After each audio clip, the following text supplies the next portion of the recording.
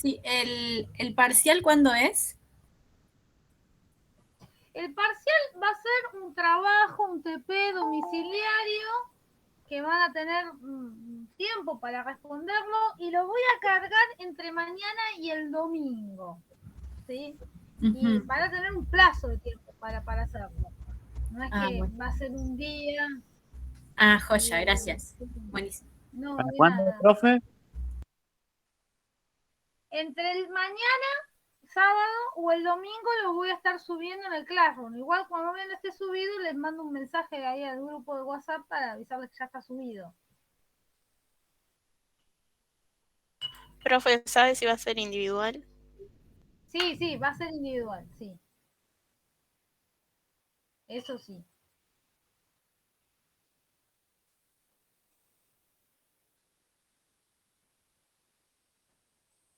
Bien, ¿alguna otra duda antes de comenzar? ¿Sabe? Me quedé la otra vez pensando sobre cómo era, con usted hablábamos del destino, ¿no es así? Sí, conmigo hablaron del destino, sí. Porque ya a mí me quedó una duda, pero no es relativo al caso, sino que más para otro lado, para el tema de la religión esta de,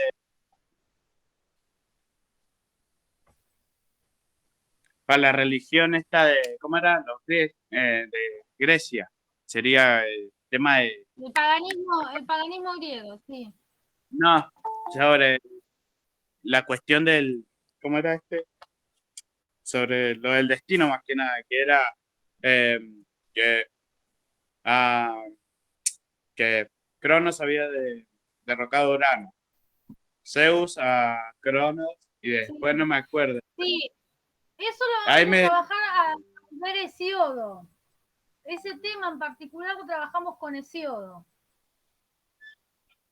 yo había escuchado un relato sobre eso, pero pareciera como si fuera que Zeus rompe la cadena. Corte que Claro, iba a bueno, tener, ese ¿sí? tema lo vamos a trabajar ahora cuando trabajemos Hesiodo. O sea, si me pongo a hablar de eso ahora, estoy como adelantando un tema. Ah, ah, comprendo, profe. Porque lo vamos a trabajar con Hesiodo.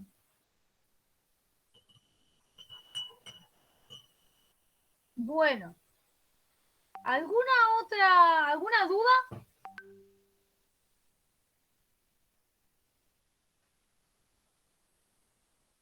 Nita a mí me manda preguntas, me manda mensajes que no sé que puede ver mucha gente, no sé qué me dice el Meet.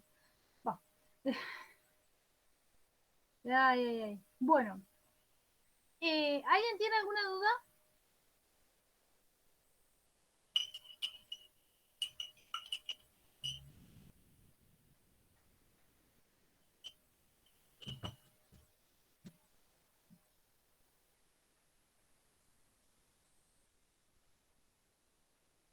¿Cómo si voy a dar todos los temas que vimos, Natalia? No entiendo. Claro, profe, supongo que se refiere a si vas a dar, pedir, no, ay, Dios, no puedo incluir ahí está, mi mamá me hace de machete, incluir todos los temas que vimos hasta ahora en el año para el parcial, supongo. No sé, después, bueno, mañana los van a saber o pasado. Mañana pasado lo cargo el TP y bueno, ahí se van a dar cuenta. Es domiciliario, es un trabajo práctico, che, no es para tanto, no es que tienen que estudiar para un día en particular y entonces tienen que saber a ver qué tema. O sea, cuando ven el trabajo, ahí Claro, ven qué tema les claro, estoy comprendo. pidiendo. Porque Bajen un poco la la ansiedad. pregunta, la pregunta básicamente la hace por el tema de que tuvimos con francés, que con la clase de francés nosotros sí vamos a tener que cumplir el tema del horario. Corte la jornada laboral de la profe. O sea, en la hora correspondiente a ella nosotros vamos a tener que hacer el trabajo. Eso entiendo yo, creo. De ahí la pregunta. Claro, pero lo mío es un trabajo práctico, así que no, lo hacen fuera del horario de cursada conmigo. Lo hacen, digamos, en el horario extra. ¿Se entiende? Es un trabajo práctico, no es un parcial. Sí, obviamente es una instancia evaluatoria que va a tener algún tipo de calificación de acuerdo a cómo sea la normativa en estas circunstancias, porque las normativas cambian de acuerdo a las circunstancias. Va a haber algún tipo de clasificación, vamos a decirlo así. También va a haber un recuperatorio para quien no lo haya podido hacer o quien lo haga mal. Bueno, eso desde ya, pero es un trabajo práctico, no es un parcial, no es que tienen que estudiar, saber ya los contenidos un día y ahí rendir. ¿Se entiende?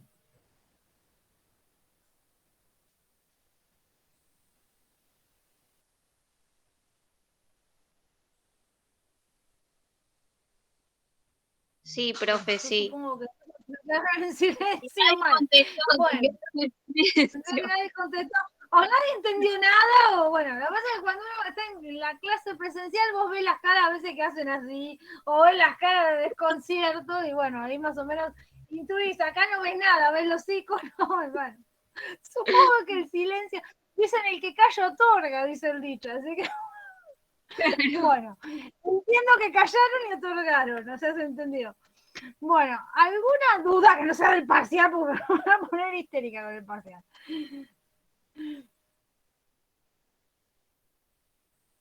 Si es muy necesaria la pregunta del parcial, háganla. Pero ya les digo, es un TP que lo voy a cargar entre mañana y el domingo. Les voy a avisar en el WhatsApp cuando esté cargado, va a estar cargado en el Classroom. Y bueno, y ahí van a ver qué es lo que estoy pidiendo. ¿Alguna otra duda?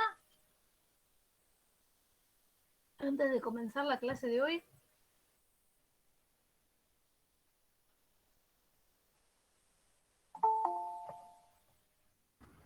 Creo que no, profe.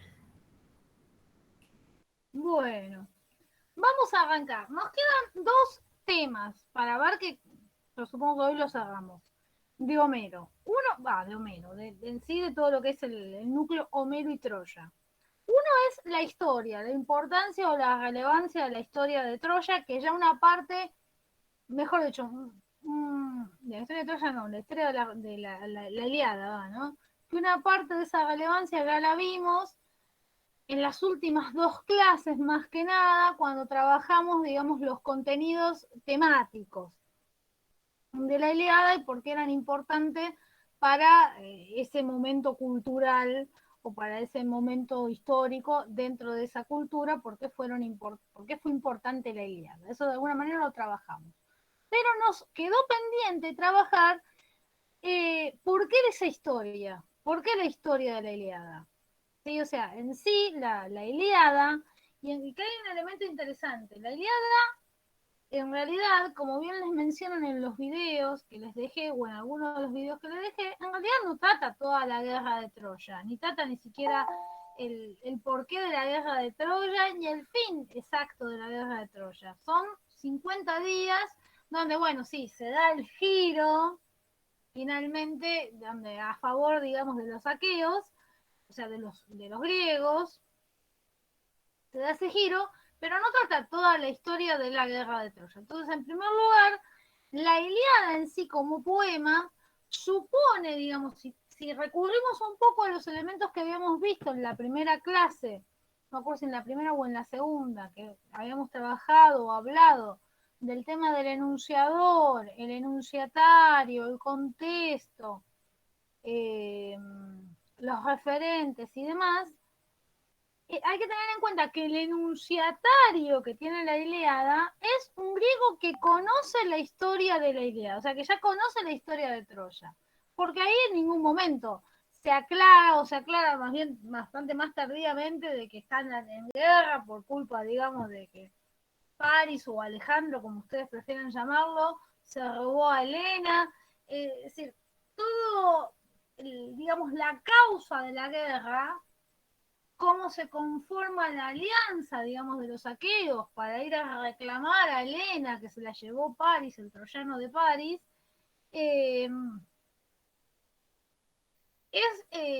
vamos a decirlo así, es supuesto, o sea, se da por sentado que el enunciatario, o sea, quien está escuchando el poema, porque no nos olvidemos que era un poema para ser escuchado, quien está escuchando el poema, o bueno, o en su defecto después quien lo lea, pero quien está escuchando el poema conoce la historia, no hace falta que le hagan la introducción de qué se trata. O sea, sabe de lo que están hablando y bueno, lo que va a tener, digamos, el gusto frente a la Ilíada es de estar presente o de ver o de asistir a los últimos 50 días de esa guerra o cuando se genera, digamos, el cambio de dirección en esa guerra, ¿no? Porque es una guerra que según dice el mito duró 10 años. Y de acuerdo también a lo que dicen los historiadores y los arqueólogos, era verosímil en aquellas épocas que una guerra pudiera durar ese tiempo. Porque tenían impases, o sea, se generaban, digamos, como momentos de tregua para que ambas tropas se recuperaran y demás, y bueno, y obviamente se reorganizaban las estrategias, en fin, o sea, no es inverosímil para los que saben historia que una guerra pudiera durar 10 años, ¿sí? O sea, con lo cual, digamos, a los historiadores les parece que tal vez eso sea un dato relativamente cierto sobre lo que haya pasado con esa Troya, famosa Troya 7-1 o 6-2, ¿no? Vaya a saber lo que haya pasado, bueno, es verosímil. Es verosímil la historia de que hayan sido 10 años ahí de asedio a Troya. Sin ir más lejos, hoy en día, con otro tipo de medios, también hay guerras que duran hace rato en guerra, ¿no? Bueno, entonces, bueno, por ese lado no nos tiene que sorprender. Bien, ese es un punto. Otro punto es que la historia en sí, la historia literaria o la historia mítica, como ustedes prefieran llamarla, porque en este caso recordemos que lo literario y lo mítico no se diferencian. En este contexto específico, en la época arcaica, literario, mítico, histórico, entran todo dentro de la misma bola. O sea, esa distinción va a ser una distinción posterior, es una distinción de la época clásica, ¿sí? Cuando aparece la historia como una disciplina independiente de la literatura y con un objetivo, digamos, también independiente, con el objetivo de decir la verdad al menos de los hechos contados por los hombres, digamos, vivenciados por los hombres. El poeta tiene otra verdad, que es la verdad del contacto con los dioses, ¿no? Que hay que tener en cuenta que dentro de este contexto eso es creíble, ¿sí? Eso es creíble. Obviamente que el hecho de que aparezca en el siglo VI antes de Cristo, acá estamos en el octavo, en el siglo VI antes de Cristo, la disciplina histórica, y se acentúe más hacia el quinto antes de Cristo, ¿no? Aparezca la disciplina histórica, ya habla, o sea, aparece la historia y aparece también la filosofía, ¿no? Ya habla de que hay un resquebrajarse del pensamiento mítico, que eso lo vamos a trabajar un poquito más adelante. ¿Sí? O sea, el pensamiento mítico como una unidad, como una forma de pensamiento hegemónico, para hacer una expresión anacrónica, pero comprensible para nosotros, ¿no? Como forma de pensamiento hegemónico, como forma de pensamiento único, comienza a resquebrajarse y a aparecer un pensamiento alternativo que es el pensamiento del logos. Que de alguna manera en el taller hablamos de eso, o sea, en el taller inicial, no sé si todos los que están presentes habrán estado presentes en ese taller, pero cuando hablamos del tema del pasaje del mito al logos, hablábamos de eso, de la coexistencia de dos tipos de pensamiento. Ahora bien, para que coexistan estos dos tipos de pensamientos faltan todavía 2 siglos. Acá estamos en el siglo VIII y hay, hasta donde sabemos, un solo tipo de pensamiento, o al menos hegemónicamente, socialmente, hay un solo tipo de pensamiento que es el pensamiento mítico. Con lo cual, en el pensamiento mítico, lo literario, lo histórico y lo mítico es lo mismo. ¿Sí? No hay una distinción. Esa es una distinción posterior. Entonces, según la Ilíada, según el relato de la Ilíada, nos dice que, bueno, la guerra comienza porque porque Paris, un troyano, el hermano de Héctor, ¿no? El hermano del rey de Troya, se roba a Helena. ¿En qué contexto se roba a Helena? Bueno, vamos a hacer un poco de mitología y algunos de la historia ya la conocen, pero bueno, por la duda para el que no la conozca, la comento, total es breve. La idea es la siguiente, que están en las Olimpiadas, ¿no? Están celebrando los Juegos de las Olimpiadas y hay 3 diosas mirando también las Olimpiadas. O sea, los dioses, o sea, de hecho las Olimpiadas, los certámenes de poesía o los certámenes de teatro, hay que tener en cuenta que los griegos los hacían para los dioses. O sea, para tener a gusto a los dioses. Es una manera de alguna manera, de congraciarse con los dioses. Hay que entretenerlos un poco a los dioses para que no nos tengan tanta bronca. ¿Cómo, Ricardo? Claro, que de ahí el nombre, Olimpiada. Exactamente, hay un video que tengo de Olimpiada, después lo tengo que revisar, si no se los voy a colgar. Bien, entonces están en la Olimpiada, bueno, participando los héroes, demostrando a ver quién tiene más habilidad. En ello, no me acuerdo, Paris sale vencedor, no me acuerdo en qué categoría, voy a ser sincera, no recuerdo, perdónenme la imprecisión, pero sale vencedor en una de las categorías que había, digamos, de juego, o sea, es el vencedor, en una o en varias, eso ahí, bueno, también hay otro detalle que ahí no recuerdo, pero bueno, es un vencedor, Paris, ¿no? O sea, el hermano de... O sea, fíjense a lo que voy, o sea, en el relato mítico, fíjense en la incumbencia de los personajes que participan de la Olimpiada, o sea, el hermano del rey, ¿no? O sea, no va a participar un don nadie. Aunque pueda tal vez haber algún mito donde participara un don nadie, ¿no? O sea, no estoy diciendo que no participaran, estoy diciendo que en el mito en específico, el vencedor es el hermano del rey, o sea, alguien que tiene, un aristócrata. ¿Sí? Pensemos que la Ilíada habla de los valores y de la fundamentación, ¿no? O sea, fundamenta, legitima, ¿no? Una casta guerrera, ¿sí? Una clase social, en realidad sería más bien casta, pero bueno, si se quiere, una clase social guerrera, terrateniente, y de qué manera seguir mejor legitimándolo, que uno de los vencedores es un aristócrata, no es un don nadie, ¿no es cierto? Bueno, es Paris. Están las diosas, que son Hera, la esposa de Zeus, la famosa esposa fiel pero terrible, ¿no? Porque, digamos, ella es fiel a su marido, pero así como es fiel a su marido, no perdona nada, o sea, ninguna mujer que haya estado con su marido, aunque haya sido inclusive en contra de la voluntad de la mujer o de la diosa, ¿no? No les perdona nada, o sea, si, cuando se puede vengar, hacer alguna, lo hace, ¿no? O sea, es la mujer terrible en ese sentido. Media obsesión fatal. Bueno, son jóvenes. Si no busquen, traten de buscar esa película, dentro de todo es una buena película, si no la vieron, pero creo que la temática la conocen. Era medio, está bien, la esposa legítima, pero es medio obsesión fatal, o sea, es una cosa que no lo deja en paz a Zeus. También que el otro también se las manda, ¿no? Es un matrimonio tóxico, ya lo hemos hablado en otra clase anterior. No, pero también Zeus era tóxico, Daira, ¿eh? Son tóxicos los dos, pero bueno, no importa.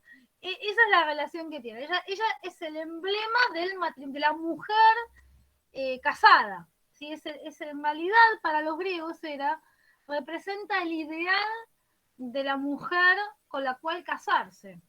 Y el ideal y el horror, ¿no? De la mujer con la cual casarse, porque por un lado tiene todas las virtudes que tiene una mujer aristócrata para casarse, que es ser fiel, con lo cual, digamos, garantiza que la descendencia es del marido y no de un pata de lana, pero por otro lado, bueno, después agarrate, ¿no, Catalina? con esa mujer, ¿no? Los griegos siempre tienen estos elementos así, ¿no? Como que nada es así, como decirlo, llano, fácil, ¿no? O sea, el problema, la complicación está siempre, ¿no? O sea, son como muy sensibles a lo complejo de la psicología humana, ¿no? Y en sí de los sentimientos y las emociones humanas. Bueno, Eros representa el ideal matrimonial, con todas sus sombras, pero sería el ideal de una mujer para casarse. Está Afrodita, que Afrodita es, en realidad hay muchas disidencias de lo que representa Afrodita, porque Afrodita representa el amor o el placer sensual. Pasional. O sea, vinculado, claro, lo pasional, está vinculado justamente a la sensualidad, al deseo, al placer, y no al compromiso, Afrodita. ¿Sí?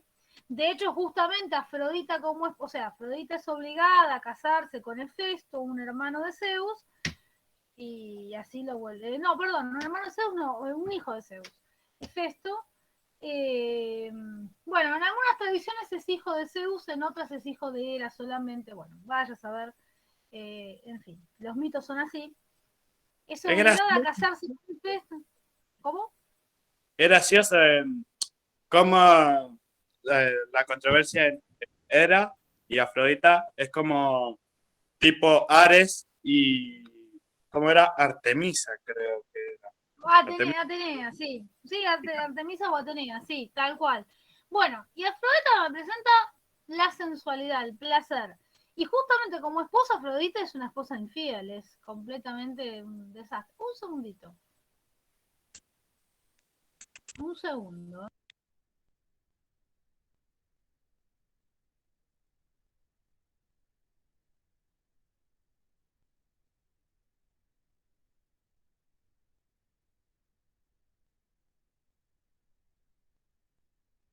Bueno, disculpe. Entonces, es esa, digamos, dicotomía, ¿no? Bien, y además también Afrodita es el ideal de belleza, ¿no? O sea, porque para el griego, y esto es interesante para entender la cultura griega, para el griego la belleza es algo deseable. O sea, ¿cómo decirlo? Irresistiblemente deseable. ¿Sí? O sea, para el griego la belleza es algo irresistiblemente deseable. No es que, bueno, si es bello, bueno, dale, mejor. No, es que lo bello es deseable por sí mismo. ¿No? O sea, lo bello es algo bueno, lo bello es un valor para los griegos. ¿Sí? O sea, es una cultura en ese sentido, hoy desde nuestra perspectiva lo veríamos como algo medio superficial, pero bueno, desde la perspectiva de ellos era así, o sea, la belleza representa un tipo de bondad que hace que sea deseable y irresistiblemente deseable, ¿no? O sea, está siempre en juego la belleza en cuanto, digamos, respecto a todo lo que tiene que ver con la sensualidad o inclusive con el tema de la pederastía, siempre está en juego la belleza. La belleza es un valor para el griego en el aspecto sensual mucho más importante que la inteligencia, ¿sí? En cambio, cuando aparece ya Platón, Sócrates, empiezan a dar un poco una vuelta de rosca a eso. Justamente en el banquete de Platón, ahí Profe. lo que hace. Un segundo, Miriam. Un segundo, Miriam. Justamente en el banquete de Platón. Porque Miriam, si te podés silenciar, te agradezco. Ah, ahí está. Les decía, justamente en el banquete de Platón, lo que se produce, o lo interesante dentro del contexto griego del banquete, es que ahí Platón introduce la inteligencia o la conexión, digamos, de la inteligencia, o sea, la conexión que pueden tener dos personas, digamos, que tienen una sintonía intelectual, como algo deseable o más deseable que la belleza física. Aunque no reniega de la belleza física, pero aparece la inteligencia como un valor de deseo. Esa es la novedad dentro de ese contexto del banquete. Y esa es la novedad del banquete, en ese sentido. A ver qué preguntaron. Que la pasión en la... claro, el Eros y el Pólemos. Eros es el amor, la amistad o la filia, sí, y el Pólemos es el opuesto. Sí. Bueno, bien. Continúo. Entonces teníamos a Hera, a Afrodita y justamente a quien había mencionado Ricardo, a Artemisa o Atenea, que es la diosa de la inteligencia. ¿Sí? ¿Ven cómo aparecen un emblema de distintos tipos de mujeres, ¿no? La sensualidad, Afrodita, la mujer fiel y Atenea, que es la mujer intelectual, es lo atípico dentro del contexto griego, o sea, es casi si quisiéramos hacer una especie de anacronismo, tendríamos que decir que Atenea dentro del contexto griego es una mujer trans, ¿sí? O sea, en el sentido siguiente, o sea, tiene características que no se corresponden con el género femenino. ¿Sí? Toda Atenea tiene características que no se corresponden con lo que un griego entiende que tiene que ser una mujer. Aclaro que estuve leyendo un texto que ahora no recuerdo bien el autor, pero dentro de la historia de las mujeres de Duby, uno de los artículos que dice que bueno, que Atenea no tiene por qué, digamos, representar lo que representaban las mujeres porque es una diosa y bla, bla, bla, bla, bla. Bien, es interesante la hipótesis, pero de todas maneras yo en eso me quedo más con lo clásico, aunque está bien la hipótesis esa, me quedo más con la postura clásica de que representa algo atípico Atenea. ¿Sí? Porque era, está bien, es una diosa, pero representa todo lo que se espera de una mujer aristócrata. ¿Sí? Aún en lo insoportable, que podemos decir tanto que se le achaca lo insoportable a Hera, e incluso Zeus, ¿no? En lo infiel y desastroso también como marido, o sea, es lo que se espera del hombre griego, del aristócrata griego. Sí, ¿qué, Ricardo? Que es gracioso, ¿no? Terrible infiel y pretendía que la mujer sí o sí lo fuera. Porque es la mujer, la esposa, es la que garantiza, digamos, la fidelidad de la esposa es la que garantiza la descendencia legítima. El hombre podrá tener 50.000 bastardos, pero ningún bastardo bastardo. O sea, estoy hablando dentro del contexto y las expresiones de la época, ¿no? O sea, hijos con otras mujeres que no sean del matrimonio legítimo, pero ninguno tiene derecho, ¿sí? A la herencia matrimonial. ¿Sí? Al patrimonio territorial del matrimonio. Ninguno tiene. Entonces, por eso es importante que la mujer legítima sea una mujer fiel, sea la mujer, la esposa, sea fiel para garantizar que, bueno, que la tierra y que la sangre permanezca pura. Las otras son todas sangre impura, ¿no? O sea, es esa la idea. Tipo como la idea esa antigua de, ¿cómo era? De conservar la realeza. Vio que se casaban Claro, para conservar la sangre. claro. Sí, bueno, en la Europa medieval hay dinastías que se hicieron estragos a sí mismas, como los Hamburgo, ¿no? Se casaron tanto entre ellos que terminaron todos deficientes y bueno, no pudieron seguir adelante. Pero bueno, acá no es exactamente ese el caso, pero es la idea de que tiene que ser aristócrata puro, ¿no? Es esa un poco la idea. A ver, José. Él está Claro, diciendo. exactamente. Los bastardos, antes se le llamaba bastardo y ahora le decimos hijo natural, ¿no? Lannister. Bueno, continúo. Apareció Juego de Tronos ahí. Continúo. Bien, entonces tenemos a Atenea que, al menos de ninguna mujer puede aspirar a ser como Atenea. ¿Sí? Porque Atenea tiene valores viriles. Es una diosa guerrera, es una diosa que es casta, pero que es casta no digamos, con la misma razón que era, porque era también, digamos, la mujer fiel se la considera casta, y no porque nunca, o sea, no porque sea célibe, De hecho, Atenea, debe tener y tiene, un segundo Ricardo, debe tener y tiene relaciones con el marido, ¿sí? Entonces, Hera es casta por el hecho de solamente tener relaciones únicamente con su esposo, se considera castidad a eso, ¿sí? Pero en el caso de Hera, aparte, digamos, de lo que diríamos es casta, es célibe, o sea, renuncia, digamos, al placer sensual. Y lo renuncia porque ella quiere, porque ella desea. Probablemente, digamos, una de las cosas que más se especula, por las cuales Atenea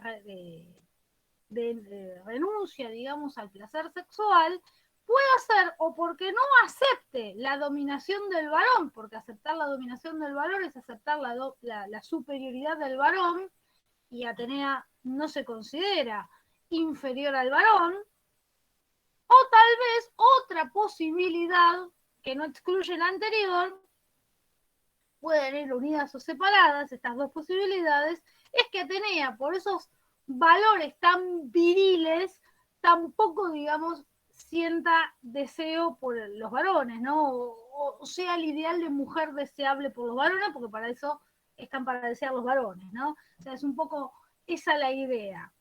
Te escucho, Ricardo. no, lo que pasa es que yo me había confundido con Artemisa, porque ella se había hecho casta, pero por el aspecto de que había visto a su, bueno, esto es lo que escuché en el relato, que era que había presenciado el nacimiento de su hermano y dijo que no quería sufrir el mismo dolor que su madre en el relato. Ahora le conoces esa parte del mito de Artemisa. Claro, tenés razón, Artemisa es Diana, sí, tenés razón, yo también me estaba ahí confundiendo. Sí, Artemisa de hecho es una sacerdotisa a Atenea. De hecho, Artemisa representa las sacerdotisas de Atenea, que también en el mito sería como Artemisa la madre de las Amazonas, ¿no? O sea, como la fundadora de las Amazonas. Pero bueno, sin irnos tan lejos, estas son las tres diosas que están ahí, digamos, observando la Olimpiada. Y aparece Eris, que es una diosa menor, ¿sí? Que es una diosa que proviene de la línea de Caos, que ya lo vamos a ver con Hesiodo, prontamente con el tema de Hesiodo. Y Eris, o sea, su nombre, ahí lo escribo. Un segundo. Eris, que significa, el nombre Eris significa discordia, es la diosa de la discordia, o sea, es la que va generando problemas, ¿no? Anda generando malestar, porque sí, o sea, se divierte con... El Loki griego. Claro, exacto, con hacer enojarse a los demás, se le ocurre hacer enojar a las tres diosas, que se peleen entre ellas. Entonces roba una manzana de oro del jardín de no me acuerdo dónde, que lo protege Atlas y que bla, bla, bla. Roba una manzana, le inscribe a la manzana para la más bella y la echa a rodar a los pies de las tres diosas. Entonces, como la manzana queda ahí, digamos, entre las tres diosas, las tres se consideran que son ellas, digamos, las destinatarias de la manzana. O sea, la manzana dice para la más bella. Y las tres se consideran que son la más bella. Y ahí me parece una cosa interesante, ¿no? Porque Atenea, siendo una diosa, digamos, viril y bla, bla, bla, aparece acá su vanidad femenina, ¿no? Ella también quiere ser considerada bella, ¿no? O sea, se considera destinataria de una manzana que dice para la más bella, cuando nunca, digamos, su atributo fuerte es la belleza, ¿no? Sino que su atributo es la inteligencia. Igual Pero bueno. que lo está malinterpretando por ese aspecto, porque, o ¿Cómo? sea, el sinónimo de belleza o cuestiones así, no creo que también sea dirigido, como es, a todas las diosas así de el Olimpo, o menores la califican como súper bella, pero no creo que sea directamente como para las, ¿cómo es? Para temas pasionales. O sea que sean así. Porque básicamente a todas la califican como bella. Belleza, una cosa de Sí, otro mundo. sí, está bien, pero a lo que voy. Está al lado sentada Afrodita, ¿no? Y hay una manzana que dice para la más bella, cuando Afrodita entre las mismas diosas siempre la considerada la más bella, ¿no? Pero acá parece, vuelvo a repetir, insisto, si uno mira, digamos, de acuerdo al canon de concepción de los mismos griegos y entre los mismos dioses, si una manzana dice para la más bella, naturalmente Ya las entendí, otras dos ya tendrían que entendí, haber ya considerado entendí, que era Afrodita. ¿Cómo, entendí, profe. Ricardo? Sí, ya entendí. Eso es lo que quería Ah, decir. bueno. Pero sin embargo, digamos, o sea, Eris lo hace con toda intención. Las tres se van a considerar bellas. O sea, a lo que voy, esto fíjense, no es interesante, ¿no? Cómo es la psicología del dios griego, que es igual que la del dios, perdón, que la de las personas, ¿no? O sea, aún a sabiendas que entre las tres, Afrodita es la más bella, las otras igual se creen destinatarias de la manzana. ¿Sí? O sea, todas se consideran bellas y que son la más bella, ¿no? O sea, esto es interesante. Bueno, la cuestión es que se va a dar la trifulca entre las tres y entonces como no pueden resolver el asunto, deciden nombrar como juez de belleza a el vencedor, no me acuerdo en qué categoría, que va a resultar París. Entonces, acá también aparece otro elemento interesante. Las deudas son tramposas, o sea, en vez de confiar en que París elija de acuerdo a lo que él le parece, o sea, van a confiar en París como juez de la belleza de ellas tres, para que diga quién es la más bella.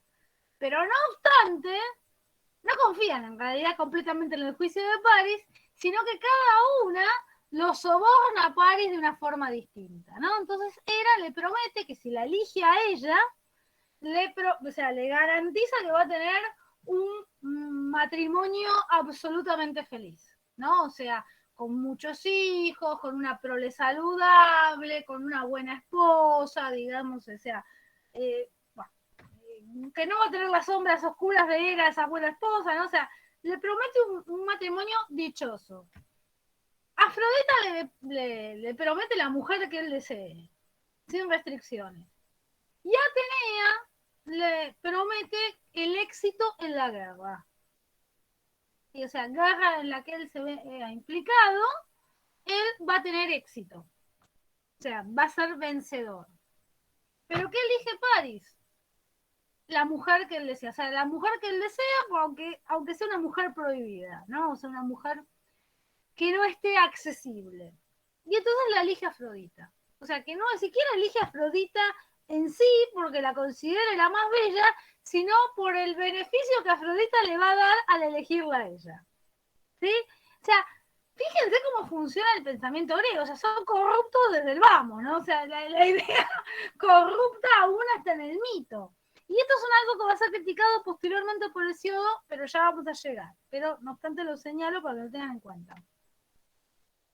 Bien, entonces Paris elige a Afrodita y por ende la mujer que él desea es la esposa de Melenao, que es Helena. Y ahí es cuando justamente Paris rapta a Helena, rapta entre comillas, porque en realidad Helena lo que ocurre es que se enamora locamente de Paris y bueno, o sea, se enamora locamente de Paris porque ahí está la cucharita de Afrodita, ¿no? Intercediendo en esa situación y hace que, bueno, que se olvide de sus votos matrimoniales, se olvide de todo y se vaya con París a Troya, ¿sí? Cometa esa locura, esa insensatez. Y ahí se desencadena, digamos, la guerra de Troya. Y eso es lo que relata el mito con respecto al antecedente de Troya. Bien. Hoy en día, digamos, los historiadores y en líneas generales, digamos, los estudiosos de la literatura, entienden que Helena de Troya es un símbolo. ¿Por qué? Porque Troya estaba ubicada, digamos, en el estrecho del Bósforo, donde era un lugar obligado, era un pasaje obligado para las mercaderías, o sea, tanto las mercaderías que ingresaban al resto de las polis griegas, como las que salían de las polis griegas por vía terrestre, o sea, sin usar la vía marítima, tenían que pasar sí o sí por Troya. Con lo cual, Troya se volvió, y esto históricamente está dentro de todo confirmado, comprobado, que históricamente Troya se volvió rica, o al menos esas Troyas que corresponden a la Ilíada, ¿no? A lo descrito por la Ilíada, es una Troya que se volvió rica por los impuestos aduaneros, ¿no? O sea, por los impuestos que cobraba de las mercaderías que entraban como de las mercaderías que salían. O sea que básicamente era una ciudad que se volvió rica ociosamente, sin necesidad de producir, sin necesidad de tener grandes producciones, ¿sí? Ni de producir ganado, ni de producir granos, ni de fabricar, no sé, piezas textiles, o sea, sin la necesidad de tener algún tipo de producción, se vuelve rica por el impuesto aduanero. Y entonces entienden en líneas generales, lo cual es muy verosímil, yo me inclino también hacia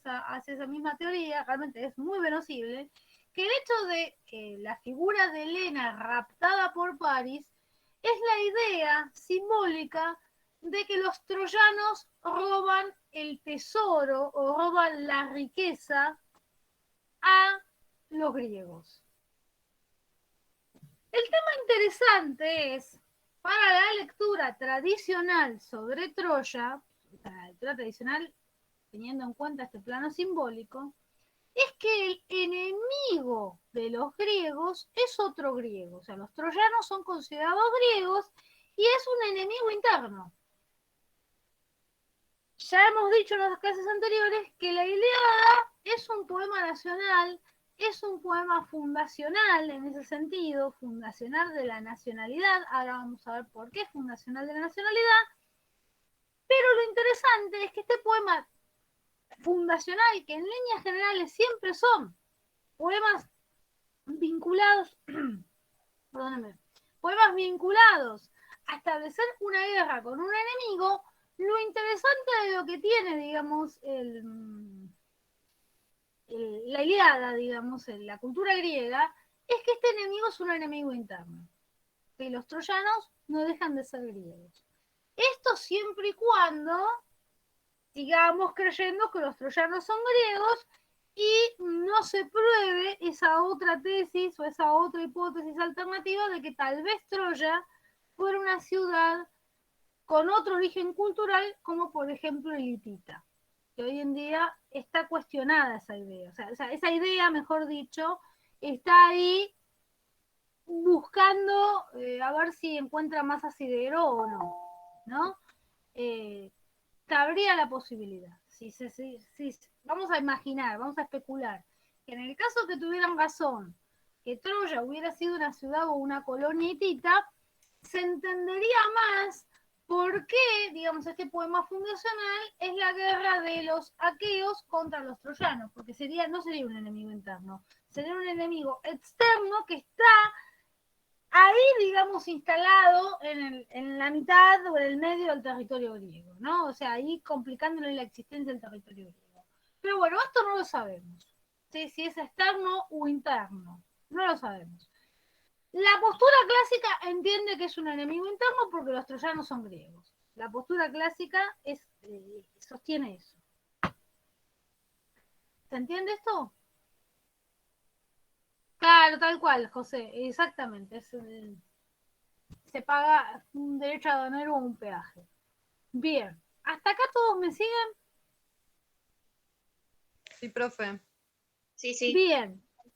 Muchos interpretan, vamos a de alguna manera volver a mencionar algún que otro elemento que ya hemos hablado. Si bien no se sabe si la Ilíada fue un poema que estuvo compuesto en el siglo X u XI, es decir, contemporáneo a la guerra de Troya, o inmediatamente posterior a la guerra de Troya, y que fue recién escrito en el siglo VIII, porque recién en el siglo VIII tenemos escritura griega, o bien fue directamente compuesto y escrito en el siglo VIII, si bien eso no lo sabemos, lo que en sí, digamos, todos los historiadores concuerdan es que la Ilíada, por estos valores de aristocracia guerrera y terrateniente que representa, también a la vez, al mismo tiempo, representa la unión de los griegos contra un enemigo común. Poco importa ahora, en este momento, si ese enemigo es interno o externo, pero el hecho es que es un enemigo común y que todos los pueblos se unen. Esa idea de que todos los pueblos griegos se unen para derrotar a un enemigo común es lo que coloca a la Ilíada, además obviamente de su relevancia histórica, que es innegable, o sea, relevancia histórica que es innegable, sobre todo para los griegos, ¿no es cierto? Coloca a la Ilíada como poema fundacional, porque habla de la unión, ¿sí?, de todas esas polis.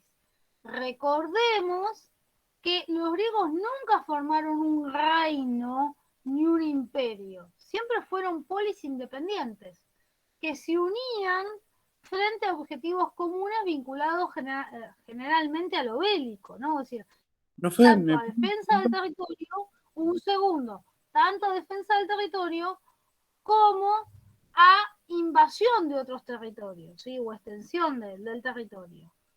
En este caso, la narración de la Ilíada habla de la unión de los aqueos para recuperar algo que le fue robado a los aqueos, que está simbolizado en Helena. Que justamente Helena, ahora te escucho, Ricardo, justamente Helena representa aquello que es robado porque la palabra Helena es griega, o sea, la palabra Helena significa griega. ¿Sí? De hecho, los griegos se dicen a sí mismos aqueos o helenos. O sea, ¿qué fue lo robado? La nación fue robada. Helena es como decir la argentinidad, o sea, la palabra Helena es como decir argentinidad. ¿Sí? Lo robado es la argentinidad, o bueno, en este caso, no me sale para la expresión, la helenidad es lo robado. ¿Sí? Lo nacional es robado. Hay que recuperarlo.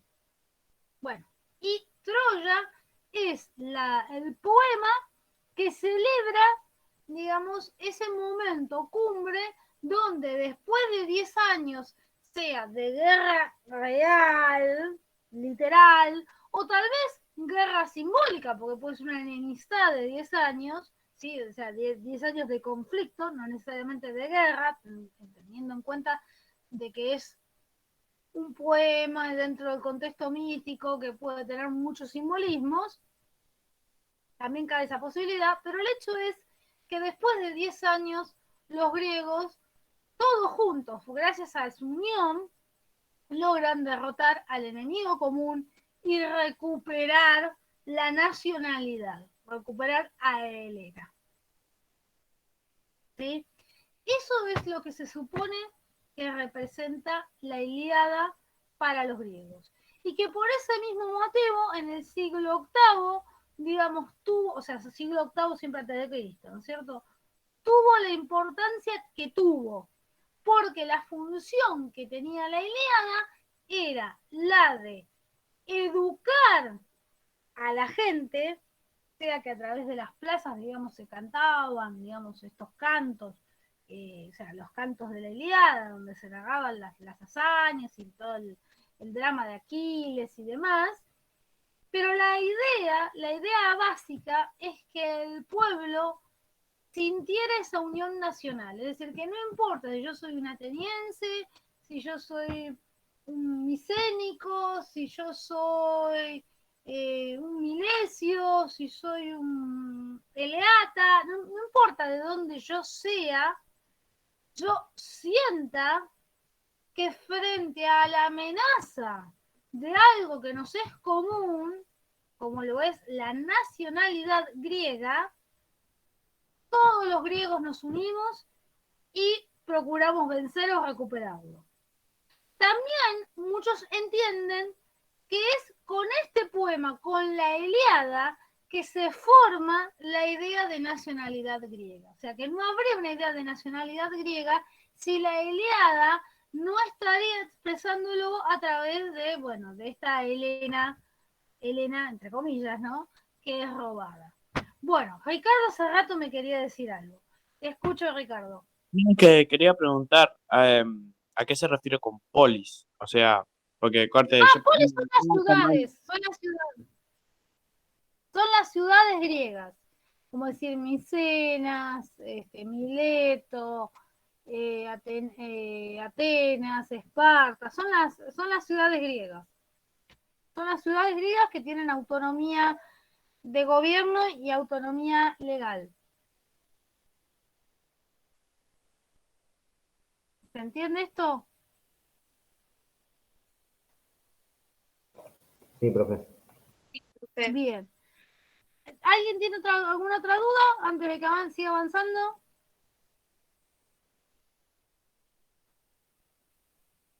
A ver, Gonzalo, ya te leo.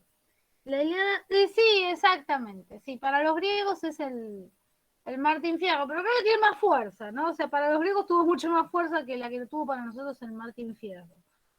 Pero sí, es así. Igual hay una cuestión que es muy paradigmática, ¿no? Bueno, esto es al margen.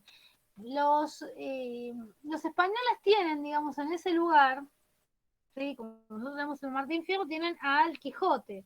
Y lo loco, ¿no? También es un poema típico el Quijote, porque el Quijote es, o sea, en realidad primero principal es una sátira, ¿no? Bueno, perdón que me desvío, ¿no? Es una sátira de los poemas de caballería, ¿no? Y es alguien que está, digamos, enfrentándose a enemigos invisibles, ¿no? Es interesante, digamos, que el pueblo español haya elegido, esto es un comentario completamente al margen, haya elegido, ¿no? Al Quijote, con la locura que implica el Quijote, con lo psicodélico, digamos, por decirlo de una forma, que implica el Quijote como ese poema también nacional, como aquello que los representa, ¿no? Creo que tal vez hable un poco de cómo son los españoles, cómo se ven ellos a sí mismos. ¿Cómo, Ricardo? Tipo Calígula que le quería hacer la guerra a Poseidón, ¿no? Ahí que mandaba a todo. No, eso no lo sabía. Puede ser, mira, no tengo la menor idea. Bueno, Bien, y el Principito es como una especie de odisea así intergaláctica, ¿viste? Porque es como que va pasando como de experiencias por planetas, pero en realidad yo hace poco comentaba que hay una versión de La Isla del Tesoro de Stevenson, dibujos animados, que es nueva, y hay un barco que viaja a otro planeta, digamos, es como que ya el mar dejó de ser un misterio, entonces no se hace como la remake en el mar, sino en el espacio, digamos, como el nuevo misterio vendría a ser el espacio, pero es como que la dinámica es la misma, es como que ir pasando por distintos lados para ver distintas experiencias, digamos. Sí, igual la idea de la Odisea es o sea, hay dos cosas, ¿no? Hay varias cosas. La Odisea lo que tiene es que tiene una triple trama. Eh, es triple la trama, porque por un lado está la trama de Penélope, que trata de, digamos, de conservar el trono en realidad para el hijo, o para el marido si regresa, que ella se juega, la tiene que regresar, o en su defecto para el hijo, o sea, por eso no se quiere casar con otro. O sea, quiere esperar a que, aunque si no vuelve el marido, por lo menos que el hijo sea lo suficientemente grande como para poder él quedarse con el trono. Entonces, por eso la estira, digamos, la situación. Entonces, está esa trama. Está la trama del hijo, ¿no? Que ve que no tiene fuerzas suficientes para poder enfrentar a los pretendientes de la madre que en realidad están presentados como saqueadores del reino. O sea, son unos oportunistas. Los pretendientes de la madre no son unos pretendientes románticos de la madre, ¿no? O sea, son oportunistas. Quieren en realidad el trono de Itaca. Penélope, bueno, es un trámite que hace falta para quedarse con el trono de Itaca. Esa es la idea. Y Telémaco quiere defender, digamos, el trono para su padre o en su defecto para sí mismo, pero que dada su juventud no tiene con qué enfrentarse y entonces por consejo de Atenea es enviado a encontrarse, a buscar, a ir a rescatar a su padre a buscarlo.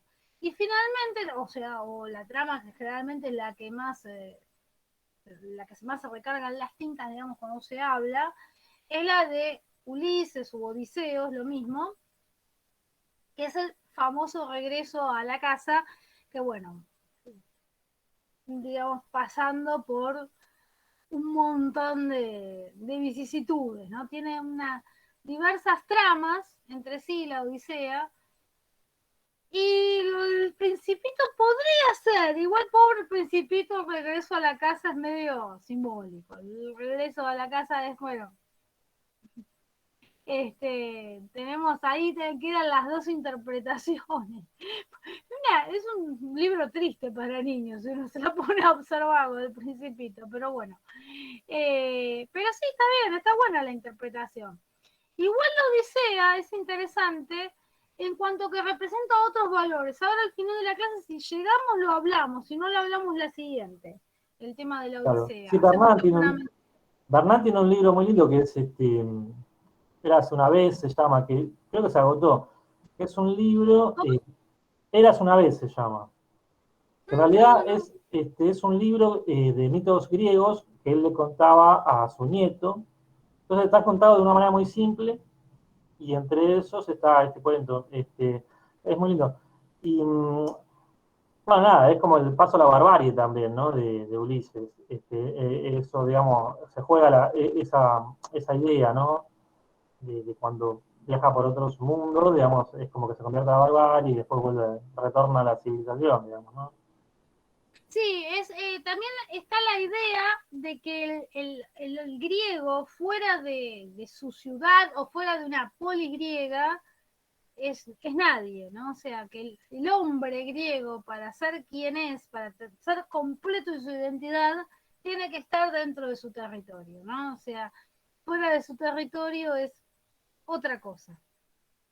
Es como, si se quiere, un misterio, pero es otra cosa, ¿no? O sea, no, o lo que decís vos, es también casi un bárbaro, pero es la idea también es así, tal cual, de que para ser completamente griego, o yo puedo ser solamente completamente griego dentro de mi elemento. Mi elemento es mi territorio. Estoy fuera de mi territorio, lo griego se diluye. Y básicamente un poco la idea es la siguiente, ¿no? Que más allá de que el navegante, digamos, esté forzado a convivir con otras cosas, o sea, con costumbres bárbaras y con situaciones bárbaras que no harían al territorio griego, o sea, cualquier griego tiene o sea, un poco se implica eso, ¿no? La idea de la Odisea, que cualquier griego tiene la capacidad al regresar a su casa, entiéndase por casa, no solamente la casa, sino el territorio, ¿no? Griego, al regresar al territorio, de volver a ser tan griego como el primer día, ¿no? O sea, Tipo como con... que hay un segundo, Ricardo, un segundo. Hay como una cualidad esencial, ¿no? En el ser griego que no se pierde por más barbarie con la que hayas convivido, para decirlo de una manera más simple. No sé si se entiende o si Sí, corresponde un poco a lo que querías decir, Gonzalo. Bueno, ahora sí te escucho, Ricardo. no, nada que corte. O sea, lo que quería decir era resumirlo, corte típico como el chico que se va a casa, el dialecto que emplea con los amigos es diferente y cuando vuelve a casa tiene que ser un santo, ¿viste? Por si no, la mamá. Igual. Está bien, sí, tal cual. Está bien. Igual a veces te digo, bueno, me río porque a veces en el instituto uno a veces espera que, bueno, que dentro del instituto se dirijan, digamos, con todo un vocabulario medianamente formal o académico. Me hacen, che, viste, porque el tipito ¿cómo era que se llamaba? Agamenón. Y bueno, a uno le causa un poco de gracia, pero porque ahí se trafucan, digamos, se trastocan los órdenes lingüísticos. Así que a veces no, a veces se corresponde y a veces no tanto, Ricardo. ¿Cómo? La profesionalidad entre comillas. Claro. Ezequiel, que ya vi que estás como Luciana, decí que te vi, porque si no sos Luciana. Sí, igual lo de la condena del ostracismo está vinculada a otra cosa. Sí,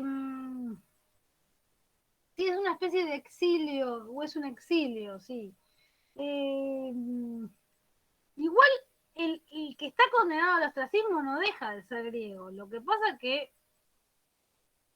mal comparando, no sé si muchos de los presentes seguirán o habrán visto la serie esta Black Mirror. Hay un capítulo en Black Mirror que no me puedo acordar cómo se llama, pues yo un poco más, gracias que me acuerdo cómo me llamo yo, así que con eso estoy diciendo mucho. Hay un capítulo de Black Mirror, creo que es de la temporada 3, que de una persona, digamos, bueno, es largo todo el suceso, pero voy al desenlace, ¿no? Y el desenlace termina siendo que puede reintegrarse en la sociedad, pero como todos tienen un chip con el cual, digamos, nos vemos, él no puede ver a los demás, los ve como figuras borrosas y él a su vez es visto por los demás como una figura borrosa, o sea, es como condenarte al anonimato. El ostracismo es, sí, tal cual, es muy similar a ese o sea, a la idea final, ¿no? Porque es más complejo el capítulo, o ahonda en otras ideas que ahora no vienen al caso, pero es esa idea, ¿no? Es esa idea de que no sos nadie, como que sos un paria.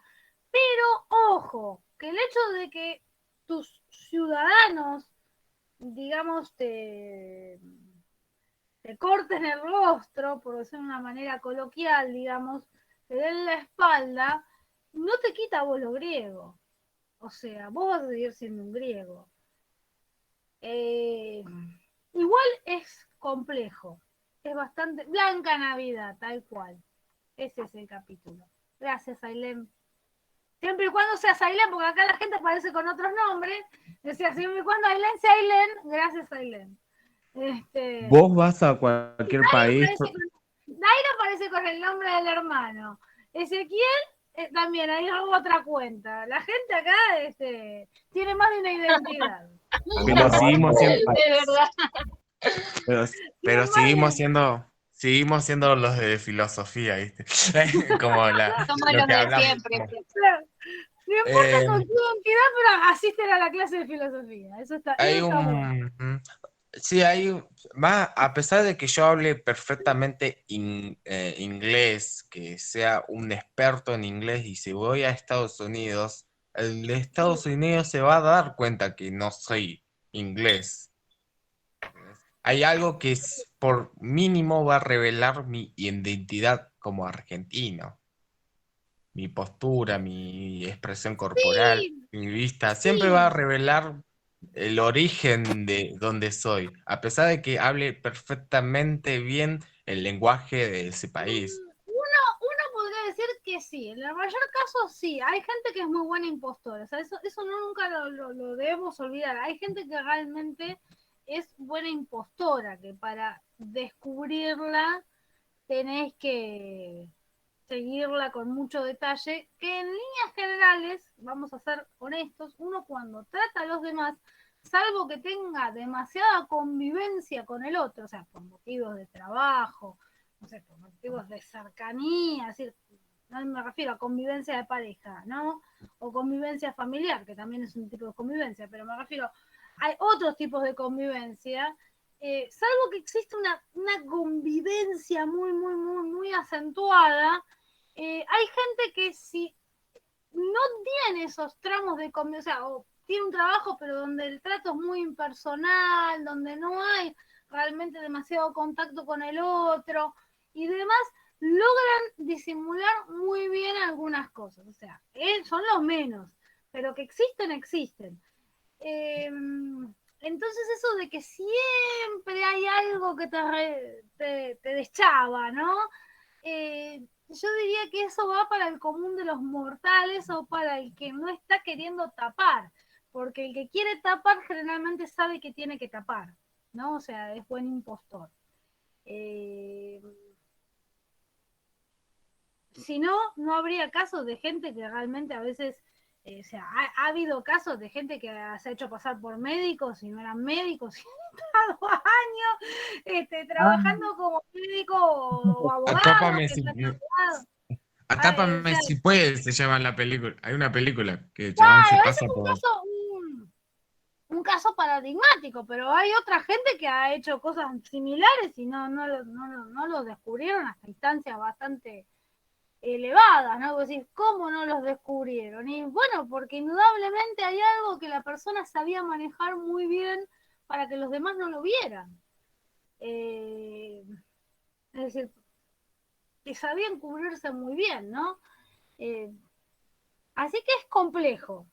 Se podría decir que sí, o sea, en líneas generales sí, la mayor parte de las personas sí, no lo podemos tapar. lo que somos, pero hay un mínimo porcentaje que es para asombrarse. Igual eso tiene que ver también con otras cuestiones que no entran al caso, ¿no? Salvo que te estés Psicológico. persiguiendo, entra que ver con otras cuestiones que no vienen acá al caso de filosofía. Sí, Daira. Nada, dije psicológica, porque ustedes Sí, estudian sí, sí, psicología. completamente. Sí, completamente. Es decir, lo que pasa es que a veces pueden ser cuestiones psicológicas, a veces también pueden ser cuestiones criminales. O sea, sos un convicto, o también puede ser alguna cuestión política, ¿no? Te persiguen políticamente, estás, digamos, con una identidad falsa en otro lado y obviamente no vas a querer que te descubran, ¿no? Eh, puede haber, y también cuestiones psicológicas. Sí, o sea, es como amplio el tema, pero hay gente que tiene esa capacidad. No es la mayoría, ¿no? Porque si no viviríamos cambiando de identidad. No sé, tal vez no. Igual debe ser complejo ser otra persona que uno no es, pero bueno.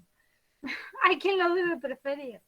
Bien, volvamos, regresemos. Aunque estaba preguntando, es una cuestión filosófica, ¿no? O sea, ser quien uno es o ser otra persona, ¿no? O sea, bueno, es para debate filosófico. Pero bueno, volvamos a los griegos. Igual algo parecido le pasa a Ulises, porque Ulises en la Odisea, digamos, en la Odisea se explica que él queda, digamos, varado, boyando, ¿no? Andando por el mar, cayendo de un lado para el otro, sin poder encontrar Ítaca, por culpa de que en una determinada isla se encuentra con, si no me equivoco, el nombre es Polifemo, un cíclope, o sea, un gigante que tiene un solo ojo, que es hijo de Poseidón. Y este cíclope es un sádico que no recuerdo ahora bien si era caníbal que se comía a la gente o torturaba gente. Eso no me puedo acordar, pero es un sádico, ¿no? O sea, es una basura el cíclope este.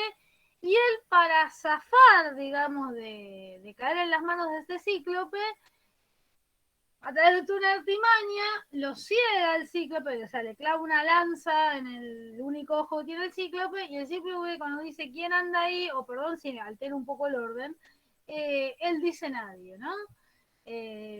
Obviamente no es nadie, es Ulises, pero el hijo, o sea, este cíclope viéndose cegado, le implora al padre Poseidón que condene a aquel que lo ha cegado a hacer lo que le dijo que era, nadie.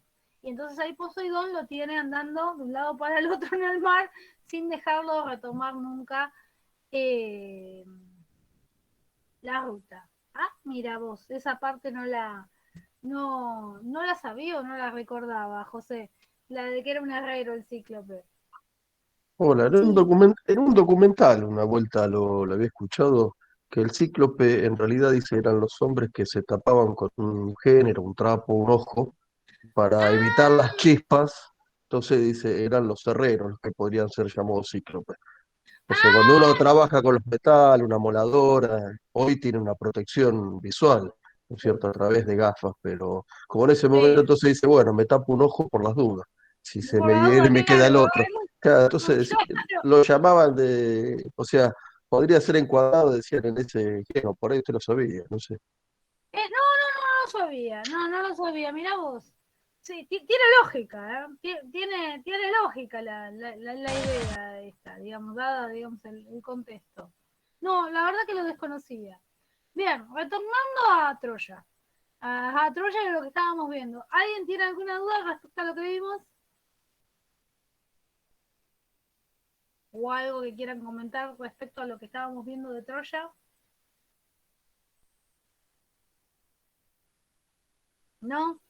Bueno, vamos a la cuestión de Homero, ¿sí? Porque ese sería en sí, digamos, ¿por qué la importancia de Troya?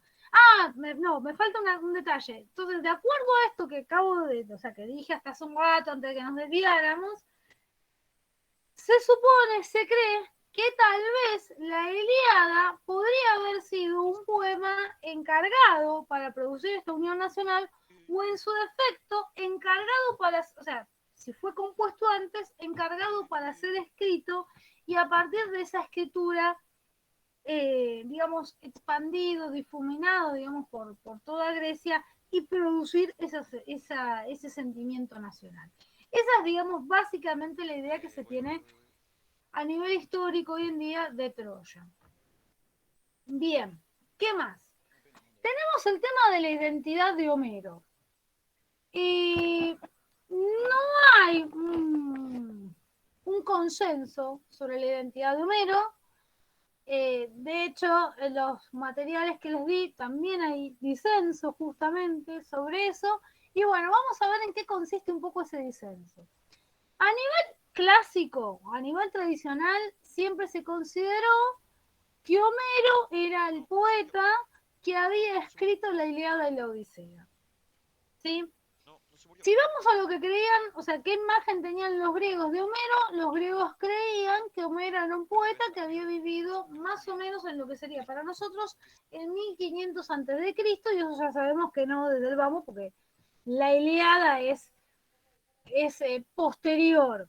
Y no solamente la Ilíada, sino inclusive la Odisea misma habla de valores que responden a la cultura del mismo siglo VIII.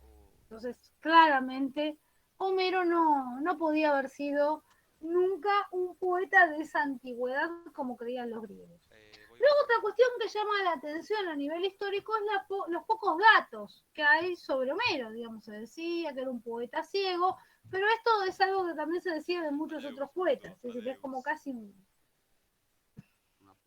es como si es como una asociación mítica, ¿no? Poeta y ciego van de la mano, lo mismo que el adivino y el ciego, ¿no? Dentro del imaginario griego son dos cosas que van de la mano. Entonces, bueno, saber si la verdad o no es un poco difícil de creer. Pero bueno, se creía que Homero era un poeta ciego. Y no se sabe más nada de la vida de Homero. No se sabe si tuvo hijos, si se casó, qué hizo, qué dejó de hacer, más que escribió la Ilíada y la Odisea. Bien, durante mucho tiempo se tomó que estos datos eran certeros porque los creían los griegos, hasta que se empezó a cuestionar ya en la antigüedad, ahora no recuerdo en qué siglo, digamos, el tema de la identidad de Homero, y fue vuelto a cuestionar hacia el siglo XVIII con el avance de la filología, es decir, con el desarrollo de la filología, o sea, del estudio de la lengua. Recuerden que la filología estudia la evolución de una lengua, así como evolucionan las palabras, cómo evoluciona la gramática. No es solamente el estudio gramatical de una lengua, sino también el estudio de la evolución. ¿Cómo, Ricardo? ¿Cómo dijo? ¿Astrología dijo o no? No, astrología no, nada que ver. No. Filología, él lo escribió. Filología. No, gracias. Profe, Sería amante de la palabra, amante del discurso, filología. ¿Sí? Lo que Filo pasa es amor. Por eso no lo escuché bien. Está bien. Es hay uno de los amante videos, del discurso, amante de la palabra. ¿Quién habló, Ezequiel? Ezequiel, no sé si se me escucha, pero... No te escuché, decime. No, que hay uno de los videos que hay una discusión entre distintos filólogos y filólogas que está muy bueno, de los que subió usted, que se debate más que nada las intenciones de Aquiles y demás, pero mediante la filología, digamos. Es muy bueno, no me acuerdo cuál es el video porque soy medio desastroso en eso, pero es muy bueno. Sí, me parece el que habla el que empieza cuestionando el tema de la traducción de la palabra Cólera, Kibris por cólera. Sí, claro. ese, Sí. exacto. Sí, bien. Entonces, con el avance de la filología, se comienza a cuestionar, o sea, se retoma esa tesis antigua que no me acuerdo de qué siglo era, si del siglo, creo que del siglo IV,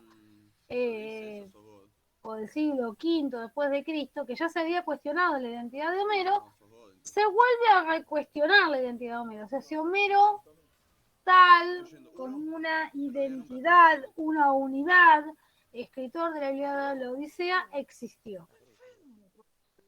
Hay muchos argumentos, digamos, a favor de que no existió. Y yo diría, a mi gusto, que hay muy pocos argumentos a favor de que sí existió, más que la tradición.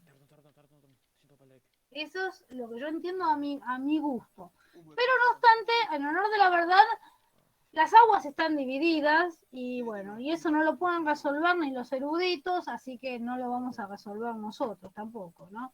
Es algo, materia de especulación. Pero no obstante es importante que ustedes sepan que está cuestionada la identidad de Homero, ¿sí? Y está cuestionada sobre argumentos fuertes.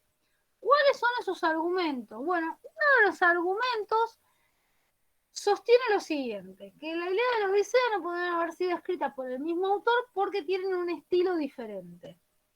¿Sí? La forma en que están escritas son diferentes e inclusive tienen valores diferentes.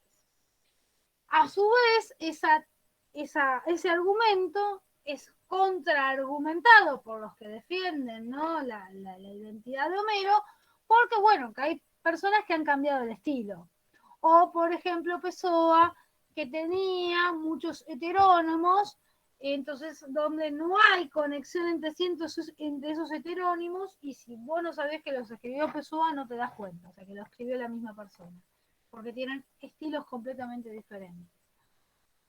En mi opinión, frente a ese argumento y frente a ese contraargumento, lo que puedo decir que si bien es viable ese contraargumento, me inclino más hacia el argumento, ¿no? O sea, hacia el argumento de que si hay dos estilos diferentes y si hay valores diferentes, lo más probable es que haya sido escrito por dos personas. ¿Por qué?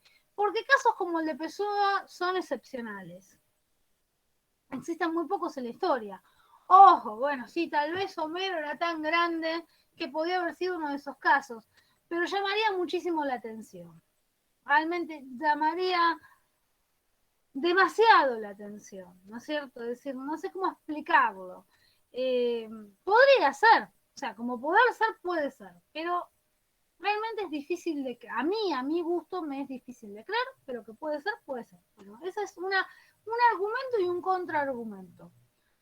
Otro argumento importante o interesante es que la Ilíada está escrita, o al menos la Ilíada canónica que nos llega a nosotros, y acá está la dificultad también, la Ilíada canónica que nos llega a nosotros no está escrita en un solo griego.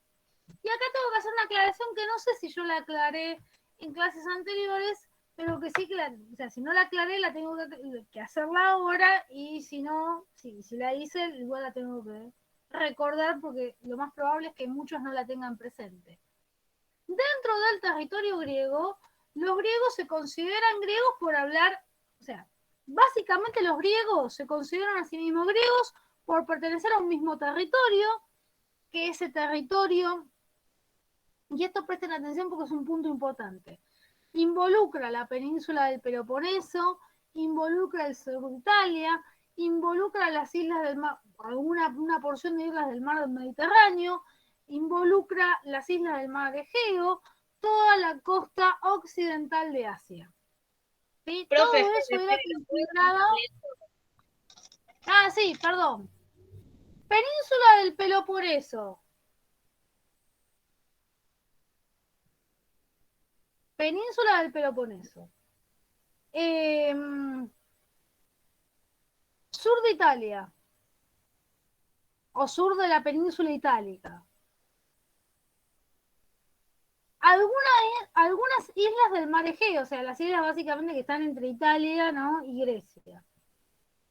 Perdón, del mar Mediterráneo. Algunas islas del mar Mediterráneo. Básicamente, vuelvo a repetir, las que están entre Italia, o sea, actualmente Italia y Grecia. Las islas del mar Egeo y la costa occidental de Asia, o sea, lo que es actualmente Siria, Turquía, Dubái. Toda esa zona era griega, era de los griegos. De hecho, cuando hablan... ¿Cómo, Ricardo? Sí, te escucho, Ricardo. ¿Cuál era la última pregunta? La costa occidental de Asia. Turquía, Siria, Dubái serían, digamos, lo que está ubicado actualmente en ese territorio. Bueno, me olvidé qué iba a decir. Ah, que de hecho cuando surja la filosofía, en realidad va a surgir en lo que actualmente es el territorio de Turquía. Pero bueno. retomemos. Entonces, o sea, los griegos se consideran griegos por pertenecer a ese territorio. Sí, exactamente, Ezequiel. Por pertenecer a ese territorio, ¿sí? Pero no solamente pertenecer al territorio, sino por compartir una serie de costumbres culturales, tradiciones y compartir los mismos dioses. Más allá de que hay rivalidades entre las ciudades, donde cada ciudad tiene sus propios dioses protectores o sus propios dioses patronos, y están los otros dioses que son los enemigos, ¿no? Básicamente. Por ejemplo, Esparta y Atenas son básicamente enemigas porque Atenas, bueno, no es que solamente por eso, ¿no? Pero en parte son enemigas porque Atenas tiene como protectora a Atenea y Esparta tiene como protectora a Ares. Y Ares y Atenea se llevan muy mal en la mitología, así como Esparta y Atenas en la historia, ¿no? Entonces, bueno, esos vínculos mitológicos que parecen surgir en realidad como a posteriori para explicar las relaciones políticas de las ciudades, influyen muchísimo en la concepción del griego, ¿no? Bueno, pero de todas maneras son griegos. Más allá de que sus dioses estén enemistados y nosotros estemos enemistados con los dos, somos griegos igual, ¿no? O sea, esa es un poco la idea. Y otro elemento fundamental para esta consolidación de la identidad es que todos hablamos griego. O sea, es esa idea, ¿no?, de que todos hablamos griego. Sin embargo, ojo, no hablan todos el mismo griego. Es decir, cada zona habla una variedad de griego, es decir, habla un dialecto distinto de griego. De hecho, ustedes cuando en tercer año tengan griego en el EDI, ustedes ven también un griego que se denomina clásico, que sería como la Troya canónica, perdón, la Ilíada canónica. O sea, es un griego híbrido creado a posteriori con el cual uno medianamente puede entender cualquier otro griego antiguo, pero que no corresponde a ningún griego antiguo, exactamente, ¿no? Es un híbrido, no es un griego que hayan hablado los griegos, es decir, los atenienses hablaban un griego ateniense, los espartanos hablaban un griego dórico, en Macedonia hablaban el griego macedónico, en la parte, digamos, de Asia hablaban el griego jónico, y así, digamos, sucesivamente. Es decir, había, creo que 9 o 10 dialectos de griego. Obviamente que se podían comprender entre sí porque el idioma es el mismo, o sea, las raíces de las palabras eran las mismas. Pero después cambiaban las declinaciones, a veces cambiaban las conjugaciones de los verbos de un dialecto a otro. La gramática no, o sea, la idea gramatical, la composición gramatical no cambiaba, pero sí cambiaban las palabras. O sea, no la raíz, no el radical de las palabras, pero sí las terminaciones. Con lo cual se podían entender, ¿sí? Pero no era exactamente el mismo griego. Pero bueno, no obstante, el hecho de hablar griego y que tenía exactamente la misma, sí tenían la misma lógica, todos estos dialectos griegos, bueno, era un elemento de unidad. Bien, una de las cuestiones que se critica o se dice que la Ilíada no pudo haber sido escrita por un mismo autor es que la Ilíada, a lo largo de, al menos en la Ilíada canónica, aparecen como 7 dialectos de griego. ¿Sí? Cada canto está escrito en un dialecto distinto. Pero acá se da lugar a la especulación. Entonces, el argumento, digamos, que va en contra de Homero es que la idea es que la Ilíada fue compuesta por muchos poetas, no por uno solo, porque a la vez hay distintos estilos en cada canto. No fue compuesta por varios, pertenecientes a distintas regiones, con o sea, si bien siguiendo una trama, ¿no?, argumental, similar a lo que se produce hoy en día con las series, ¿no?, que las series tienen más de un autor hoy en día, o las telenovelas mismas, ¿no?, que tienen más de un autor, tienen varios, pero no obstante siguen una trama argumental.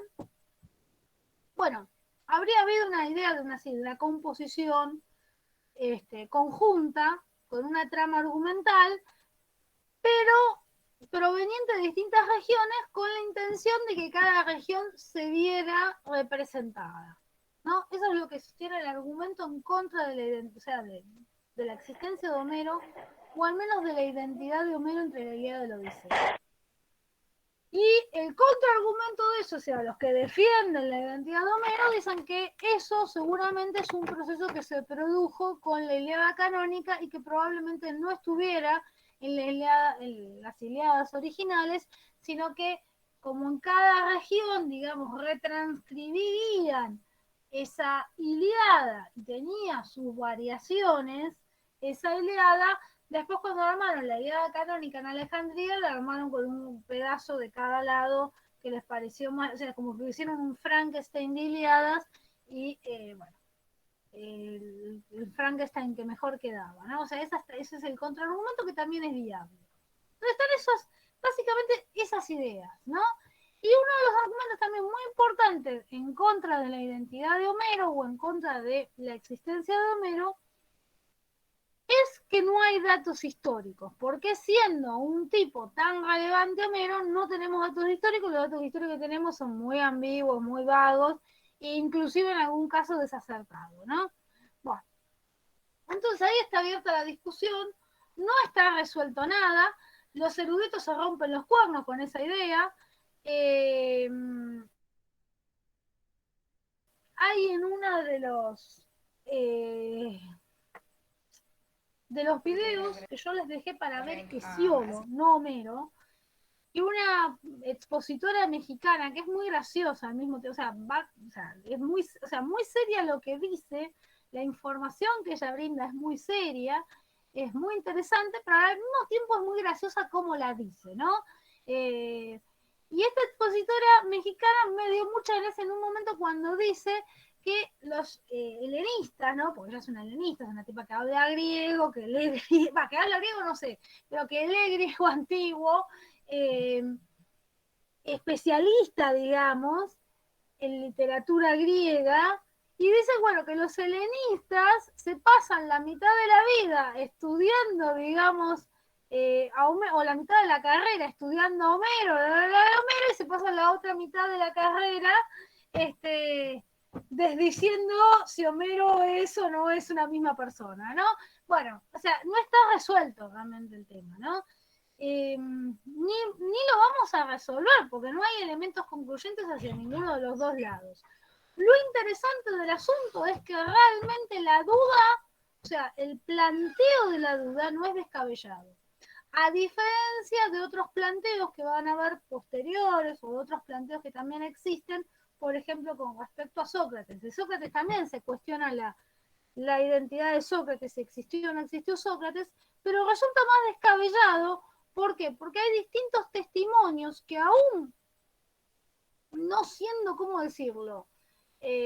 Personas con mucha amistad entre sí coinciden en hablar de Sócrates. Entonces es medio difícil que haya habido tanta gente que se le diera por inventar a Sócrates e inventarlo también, ¿no? Inventar también un mito, ¿no? Tanto que parezca histórico y que haya tantos elementos históricos, o al menos dichos históricos de Sócrates. Entonces es una tesis que parece descabellada o que a mi criterio es descabellada la tesis de si Sócrates existió. En cambio la de Homero no. Y es más, yo me inclinaría más por la idea de que Homero no existió, o como dicen muchos, de haber existido Homero, es el autor de la Odisea, pero que es un tipo anónimo del que nada sabemos y al que se ha, digamos, alabado bajo el nombre de Homero, o que tal vez se llamaba Homero, pero del que realmente de él no se sabe nada, más que tal vez que se llamara Homero, si es que se llamaba así, ¿no? O sea, yo me inclino un poco por esa tesis, pero no se sabe. Lo importante, a mí me parecía interesante que ustedes supieran que estaba cuestionado esto, ¿no? Porque si no en las clases de filosofía se enseña a Homero esto, Homero aquello, y se pierden una parte interesante que no se le escapa a ningún helenista, que es la idea de que está cuestionada la identidad de Homero, más allá de la inclinación que tenga ese especialista, ¿no? Más allá de si ese especialista es un defensor a ultranza de la identidad de Homero o de Homero como personaje histórico, más allá de que sea un defensor a ultranza de esa posición, no desconoce que está cuestionado. Y a mí siempre cuando yo me enteré, digamos, y me enteré bastante, digamos, después de haber cursado la carrera, ¿no? O sea, una vez recibida, me enteré justamente preparando mis clases para Antigua, digamos, tratando de enriquecer mis clases de antiguas, me enteré, digamos, de toda esa línea que me apasionó. Me pareció interesante de que tantos años de la carrera, hablándome de los griegos y hablándome de Homero, jamás me dijeron que Homero estaba para, bueno, ciertas corrientes cuestionado, ¿no? O sea, por lo menos, aunque si ellos no compartían la posición, por lo menos era interesante que lo hubieran dicho, ¿no? Entonces eso es lo que yo trato de hacer un poco en mis clases, decirlo, informarlo. Está cuestionado. La verdad no Profe, la vamos a saber. Sí, acá José. chusmeando un poquito en internet, o sea, buscando el significado que por ahí que quería decir Homero, y dice que Homero quería decir hijos de rehenes, como que podrían ser hijos o sea, de guerreros, ¿no? Tomado como, o lo que hablábamos antes, ¿no es cierto?, el botín de guerra. Digo, tal vez será por eso que no tiene identidad, que Vaya a carece de saber, esa la verdad, identidad, o sea, que fuera un poeta de un hijo de un esclavo, o de un podría esclavo haber tal sido, vez, sí. claro, es Podría haber sido. un lugar sin trascendencia, ¿no? Algo como Wikipedia que solamente me da una referencia rápida, No, está bien, no no, tiene peso. no tengo la verdad, ninguna idea de qué pasó. Profe, Es interesante y da lugar, digamos, a la investigación. O sea, es literalmente un tema de investigación histórica, más que de investigación filosófica. A mí me parece que si uno enseña antigua, por lo menos tiene que decirle que los griegos creían en Homero, pero el Homero que ellos creían, ese Homero así, con esas características, no existió nunca. Eso me parece importante de mencionarlo. Después lo otro ya es un tema de investigación histórica que es realmente muy interesante y que, bueno, puede haber muchas tesituras. El tema es, hay que desarrollarlas, hay que investigarlas, hay que seguirlas, ¿no? Pero es un tema apasionante. Sí, Ricardo. pero esa, ¿cómo es? Que sea un poeta hijo de esclavo no es como, sería raro en ese ámbito. No sería raro, porque vos pensás que en las guerras caían como esclavos nobles. Personas nobles caían como esclavas. Y además hay que tener en cuenta que los griegos tenían un sistema donde el esclavo, el sistema de los libertos, como dijo José, donde el esclavo, o sea, en otras clases, ¿no?, anteriores, donde el esclavo no era esclavo eternamente.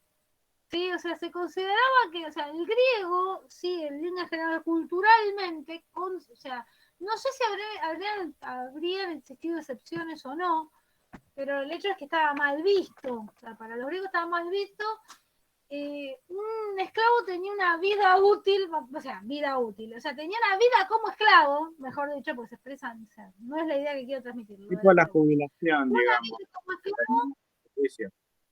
dame un segundo que termino de decir esto. Una vida como esclavo de entre 10 y 15 años. Luego se consideraba que digamos que el amo tenía que libertarlo. Entonces el esclavo pasaba a ser un liberto. No iba a ser un ciudadano, pero iba a ser un liberto. ¿Sí? Alguien liberado. Y se consideraba un buen signo, ¿sí?, del amo liberar al esclavo. Es más, había amos que inclusive liberaban al esclavo antes de eso, de ese tiempo, digamos, considerado por la cultura.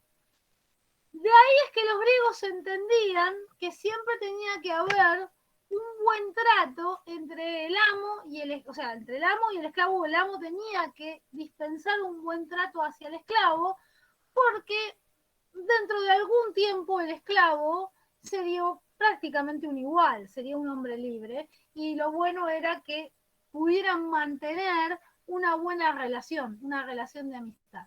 Es más, dentro de la cultura griega, muchos libertos seguían trabajando, o sea, liberados, dejaban de ser esclavos y pasaban a ser empleados de sus antiguos amos, dada, digamos, la buena relación que habían tenido. Entonces no es extraño, denme un segundo que tengo que poner a enchufar la computadora porque si no se me corta. Un segundito.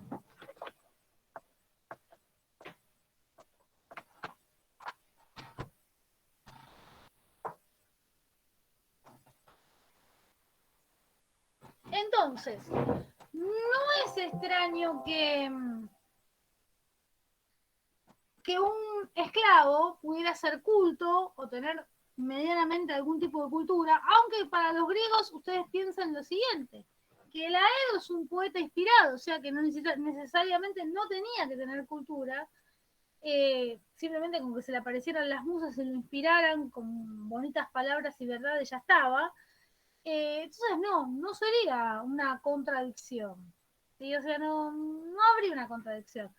Te leo Daniela. No es una fuente confiable, pero Google dice que el masculino, el que no ve, el ciego. Y yo qué sé, puede ser, yo no soy experta en griego, sí, puede ser.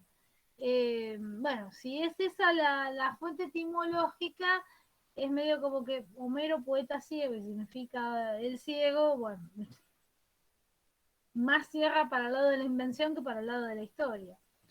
Bien, todo puede ser. Ricardo, ¿qué me decías?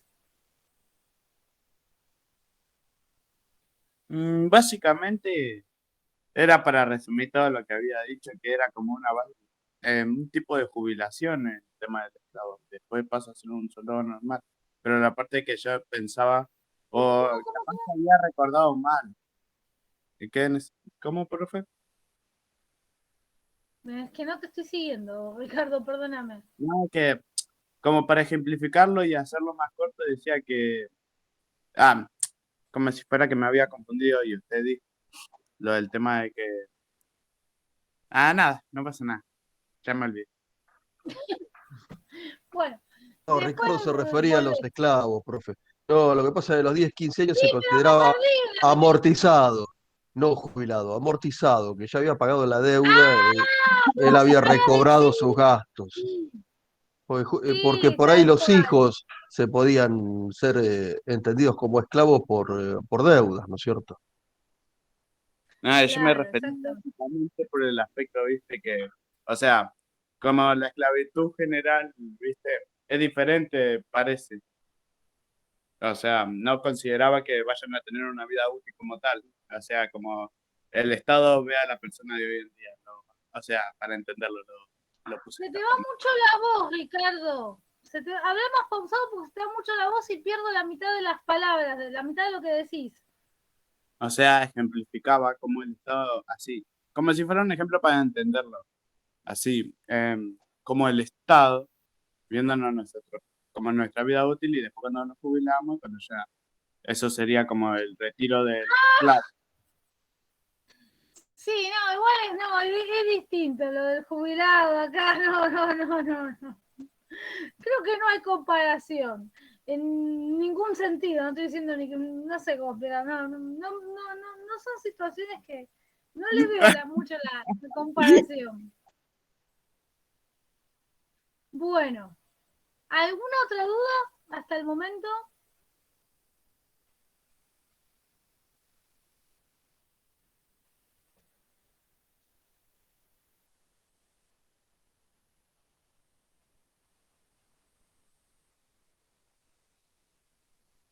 ¿No hay dudas?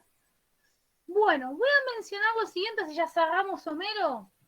Y es la idea siguiente. De la Ilíada a la Odisea se ve un cambio de mentalidad.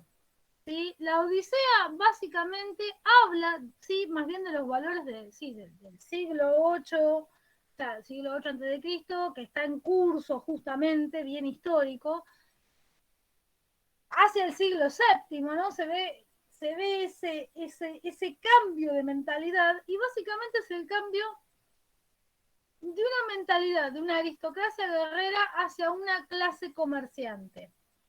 ¿Por qué se habla de ese cambio de valores de la Ilíada a la Odisea? Bueno, la Ilíada por todos los valores que ya hablamos la vez pasada y que no voy a volver a repetir porque si no se me van los 10 minutos que me quedan en repetir lo que ya tienen recontra grabado y que lo pueden volver a escuchar. En caso de que tengan una duda, me hacen alguna pregunta. Y digamos, la razón por la que se ve este cambio básicamente es porque en la Odisea se expresan otros valores que no se corresponden con la Ilíada. Uno de los valores que la Odisea, digamos, presenta en esta triple trama, ¿no? Que le comentaba hace un rato, o sea, perdón que se dio medio descalibrado, pero bueno, con las intervenciones, digamos, se desarmó un poco en ese sentido la exposición. Uno de los valores fundamentales que la Odisea plantea en la triple trama, o sea, la trama de Penélope, en la trama de Telémaco y en la trama de Ulises, es la idea de la astucia.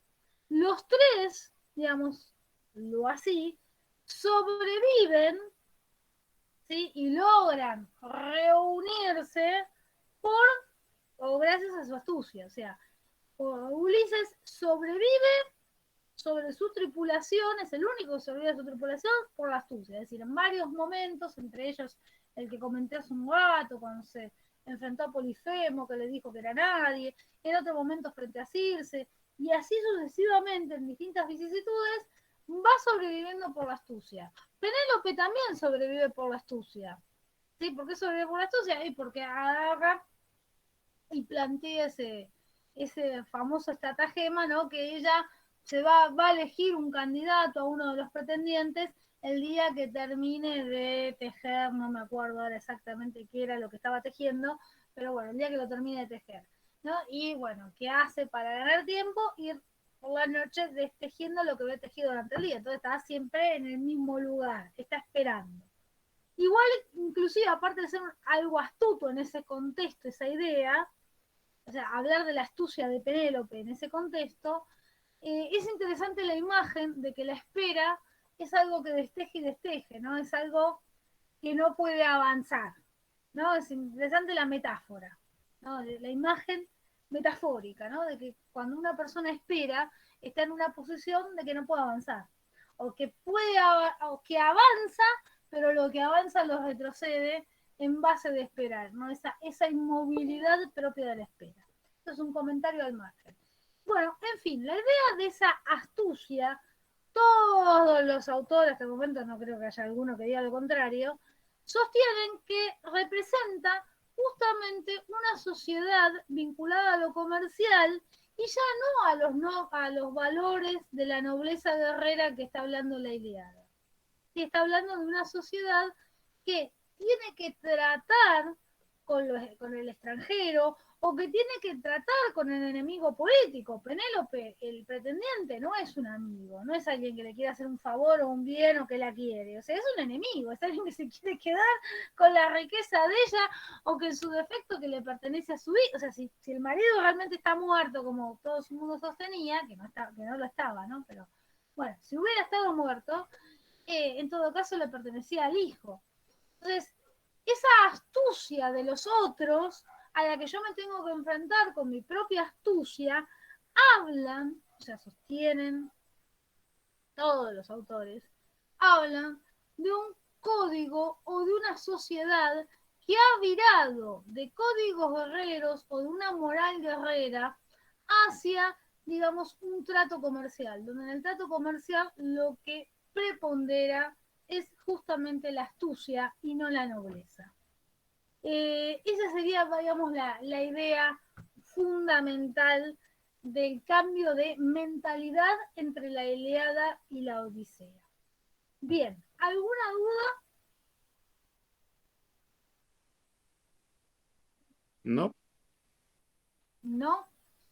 Bueno, yo entre mañana y el domingo voy a estar dejando el TP del parcial, si es un trabajo práctico para el parcial, no es, o sea, en realidad no es un parcial, es un trabajo práctico con, digamos, con nota calificatoria en función de parcial, ¿sí? Así se entiende.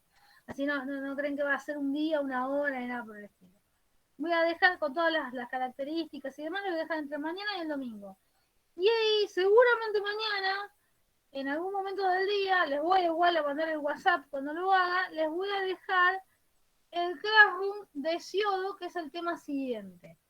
Como vamos a arrancar nuevo tema, y cada vez que arrancamos nuevo tema, digamos, hay bastante para ver, nos vamos a ver directamente el viernes, la semana que viene, ¿sí? Así les doy más tiempo a ver los videos y demás. Y después, bueno, a medida que vayamos necesitando cerrar el tema, bueno, vamos incorporando los miércoles y todo eso. Sí, o sea que la semana que viene nos vemos directamente el viernes para que ustedes tengan más tiempo de leer y de mirar los videos, que son un montón y que son lindos, tan interesantes. ¿Alguna duda?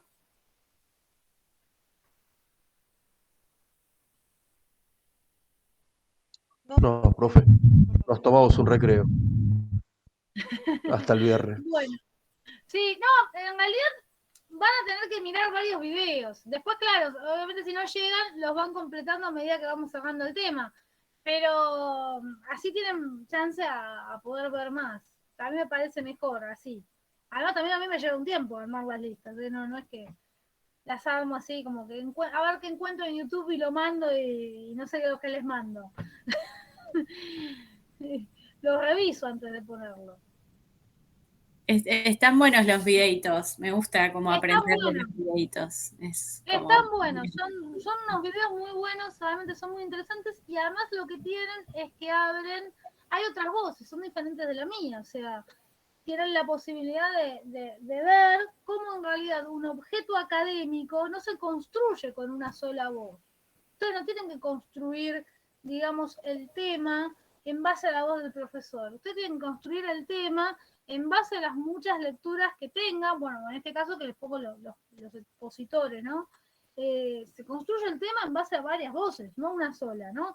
Eso es lo que hace que un tema sea académico. Si no, se vuelve dogmático. Y eso es lo que odio yo. Lo dogmático lo detesto. Bien. El Ezequiel, alias Luciana, te dejo. ¿A quién le estarás robando la cuenta? Me intriga. ¿A novia, hermana? ¿A quién le estarás revisando ahí sus cosas? A mi pareja. ¿Eh? A mi pareja. La novia. Sí. Ahora te vamos a denunciar por andar ahí controlando las cosas de la novia. No, es un chiste. Retóxico, te dice Javier. Antecedente, mirá que el antecedente ya te delata, ante cualquier cosa. Bueno, vuelvo. Fecha de entrega después del 23 de agosto, dice. ¿Qué pasa con el 23 de agosto? Y volvemos de clase después del receso y las mesas. Ah, bueno, pero todavía tenemos un par de semanas en julio de clase. Hasta el 15, 16, por ahí, sí. Sí, por eso, ¿no? Tenemos un par de clases. Bueno, después les pongo, en el mismo, donde de las consignas, voy a poner también la fecha de entrega del TP. Quédense tranquilos. ¿Alguna otra pregunta? Profe, si usted fuera Parry, ¿qué elegiría? ¿Cómo? Si usted fuera Parry, ¿qué elegiría? ¿Afrodita, Atenea Si yo o Hera? fuera Paris, ¿a quién elegiría? Y viste, considerando después lo que le pasó, tendría que elegir a Atenea, ¿no? Porque la victoria en la guerra realmente puede, más que tener una buena esposa o que un buen placer, digamos. O sea, el placer también se puede obtener, digamos, aunque sea momentáneamente. Yo creo que la victoria en la guerra es más duradera. Es más duradera que un matrimonio feliz, porque un matrimonio feliz, si después no tenés victoria en la guerra y te va mal, bueno, deja de ser feliz. Así que no, hubiera elegido a Atenea. Me parece lo más razonable, justamente. Pero bueno, secreto profesional. Dice, pregunta de parcial. ¿Ustedes a quién elegirían si hubiera estado en el lugar de París? Bien. ¿Alguna otra duda?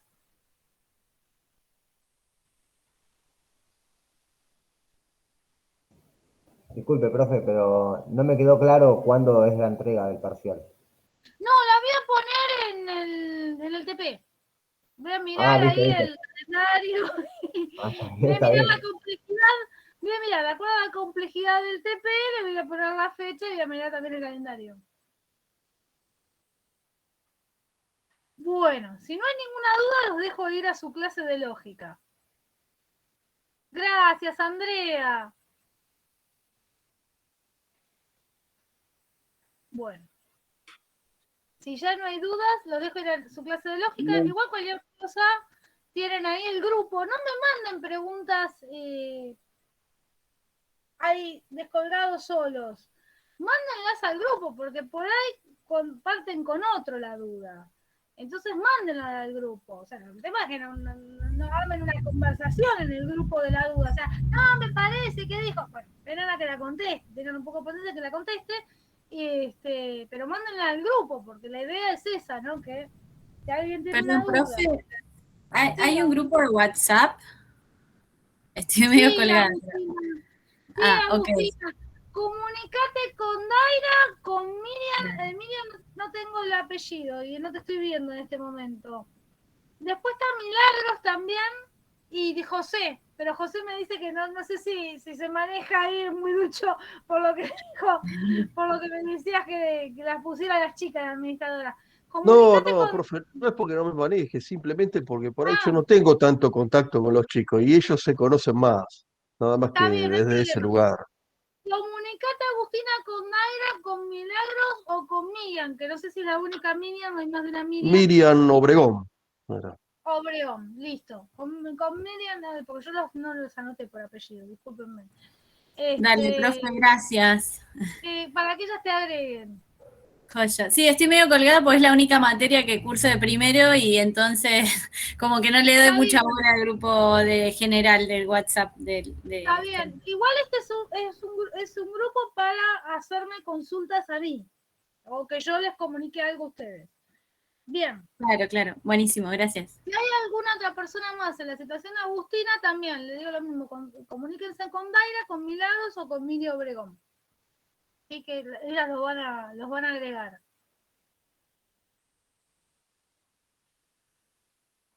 Bueno. ¿Alguna otra duda?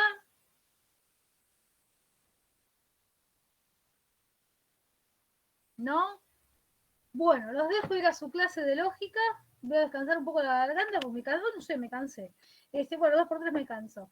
Y nos vemos el viernes que viene. ¿Sí? Después igual voy a dejar todo ahí clarito en el Classroom. Mañana aviso cuando dejo las cosas, o mañana entre el domingo. No bien las deje, les aviso, pero este fin de semana no pasa. Bueno, gente, buen fin de para ustedes también. Nos Gracias. vemos. Hasta luego, profe. Hasta luego, nos vemos.